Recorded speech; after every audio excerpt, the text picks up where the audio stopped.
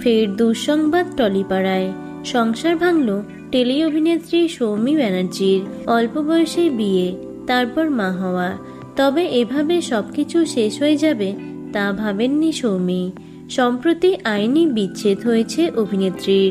তবে সৌমির কথায়, মেয়ের দায়িত্ব তো প্রথম থেকেই আমার উপর ছিল, শুধু এখন আইনিভাবে নিশ্চিত হলাম।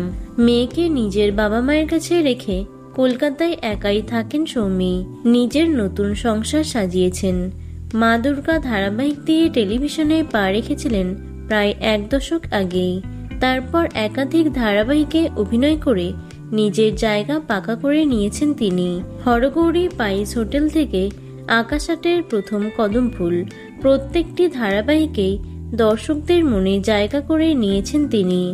বিচ্ছেদের সময়টা খুব কঠিন ছিল অভিনেত্রীর কাছে।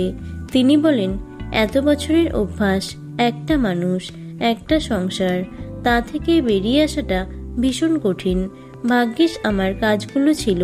সারাদিন শুটিং করে রাতে ঘুম হতো, নয়তো মানসিক চাপটা আরো বাড়ত। বিচ্ছেদ হলেও প্রাক্তন স্বামীর সম্পর্কে কোনো তিক্ত মন্তব্য করতে চান না তিনি। একসঙ্গে খারাপ থাকার চাইতে আলাদা থাকা ভালো, এটাই এখনকার বাস্তবতা। তবে অতীতের পিছুটানকে জয় করে অভিনেত্রী সৌমি ব্যানার্জি নতুন করে নিজের কাজ ও মেয়েকে নিয়েই ব্যস্ত। তো বন্ধুরা, ভিডিওটি এটুকুই।